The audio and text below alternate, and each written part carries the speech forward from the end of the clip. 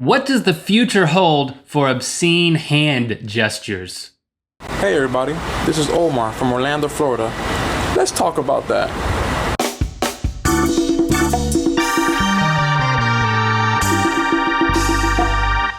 Good mythical morning. This episode is brought to you by Smule, maker of amazing iPad and iPhone apps, including the Ocarina. Check it out, Link.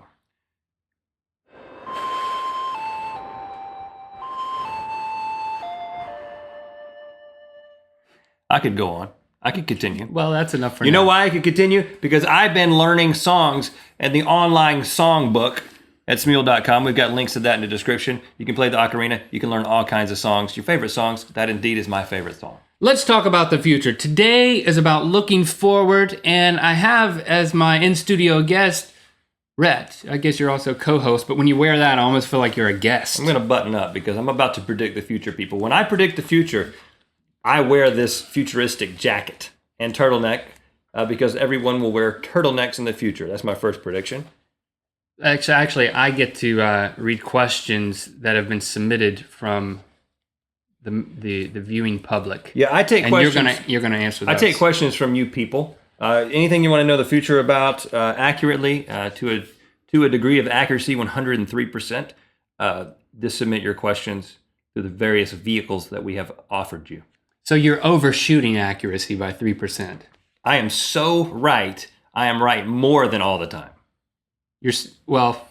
Okay. He's so right, he becomes wrong again. Cougarflacon, I don't know how to say that, asks, what is the future of invisible friends? Okay. Well, if you're talking about imaginary friends like a child has, Let's say yes. they will disappear as the child grows older unless the child is mentally ill. If you're talking about people who are your friends who have actually become invisible, they will become visible once the potion wears off. In the future, when potions like that exist. I'm not addressing that. Just move on. Mojomokle. What is the future of plants? Wow. Of all flora, huh? Well, let's just talk about, you've got plants like the Venus flytrap. You've got plants that actually can kill an animal. I'm a really big fan of those plants. Mm-hmm. Isn't that the only one? And I think that, no, there's other ones. There's ones that shape like different things and wasps fall into them. I predict that there will be selective breeding of vicious animal-killing plants for rich people. And rich people will have these huge Venus flytraps that could eat a dog. And they'll have them at their house just to say, hey, this is how rich people talk. Hey, I've got this plant, man. Come check it out. It could eat your freaking dog. But, okay, forgive me for being presumptuous in going even further into the future, but would it be possible that then they could actually be used as protection?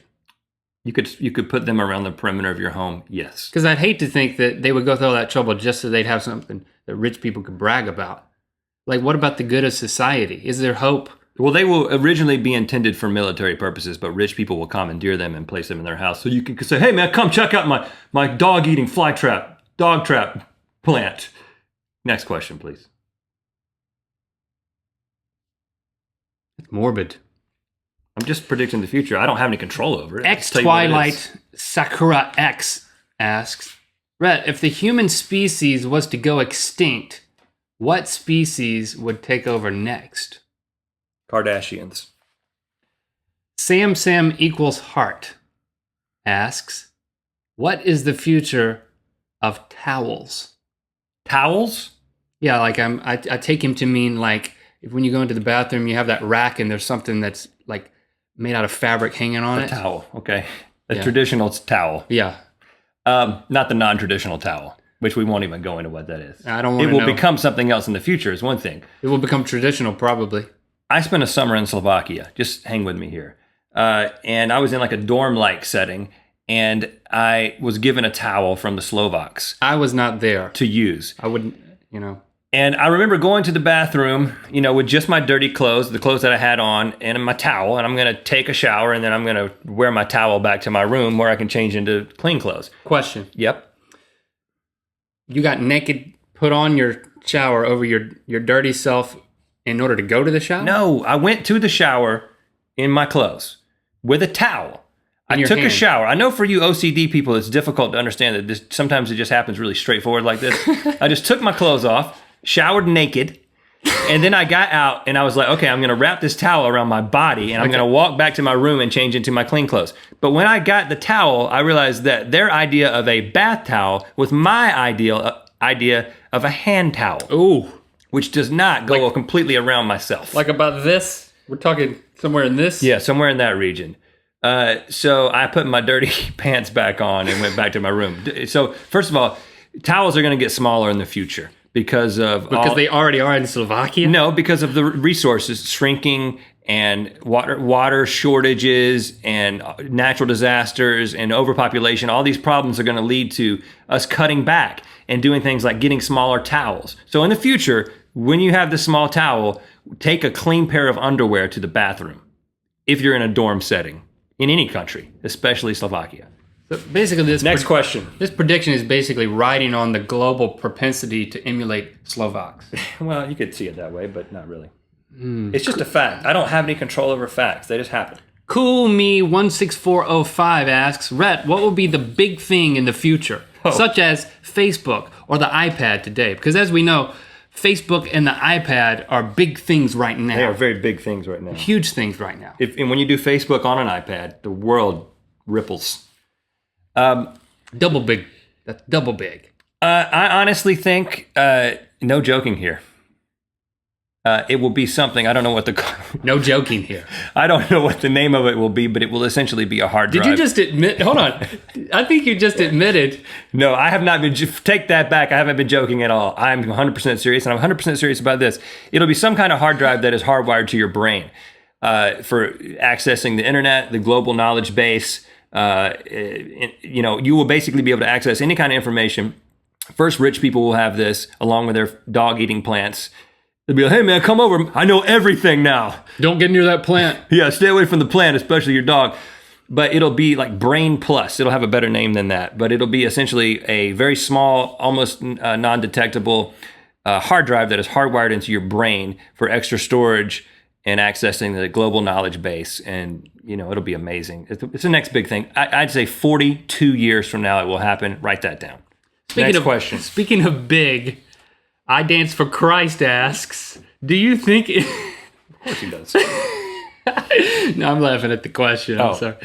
I've read it ahead of time and I find it amusing. Okay. Do you think in the future that big toes will get bigger? If so, how big? Okay, we're gonna close with this one because it's so important. This is a fear of mine. I'm so glad someone else asked the question. I'm not the only one who fears my toe getting so big in the future that, I can't leave my home. Nothing to be scared about here with the size of big toes in the future. I think that my prediction is that big toes are about as big as they're going to get. However, how comforting. I will say, since we've already talked about selective breeding, we could, given selective breeding of humans, create very large big toes. However, it's illegal because you can't subject people to these kind of experiments against their will. But if we get some people to just, on their own ambition, to agree to, let's just say, try to get the biggest toe they can possibly get, then we can really get somewhere. Because here's what I'd say. I'd say if you've got a big toe... Are you organizing a movement? Yeah, for the big... And this is going to take about 6 generations, so listen to me. It needs to start now. If you've got a big toe, you need to insist, you need to demand on having children with someone else who has, preferably marrying them first, having a husband or a wife who also has a large big toe. And then your kids will have big toe. And you teach them from day one that the most important thing is for them to marry someone else with a very large toe. And then if we can pass this mentality through the generations, I'd say in about 6 generations, we could have a 5-inch big toe. Your job is not to orchestrate the future. It's just to joke about it. Let's spin the wheel. 5-inch big toe. Think about that. Think about it for a second. You could stick that in one of those dog trap plants and come out unscathed.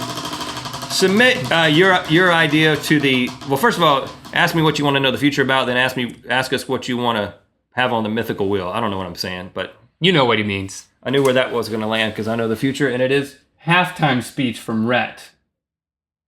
Okay. Okay, halftime speech. Now I came up with this, and so let me tell you what it is. Take your glasses off.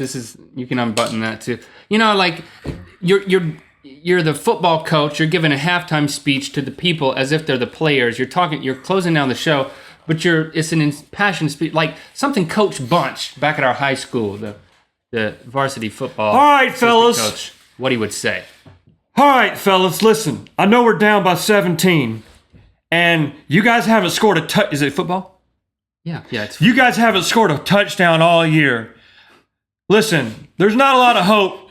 I'm going to be honest with you. We're going to lose this game. But we can lose like champions. We can lose with dignity. But dignity. relate it to the show ending. And listen, next time you come back and watch Good Mythical Morning, even though you suck at football, even though you're not going to have any glory days because you guys are horrible at football. And you're going to lose this game and every one this season. You can say, well, see you tomorrow. See you tomorrow.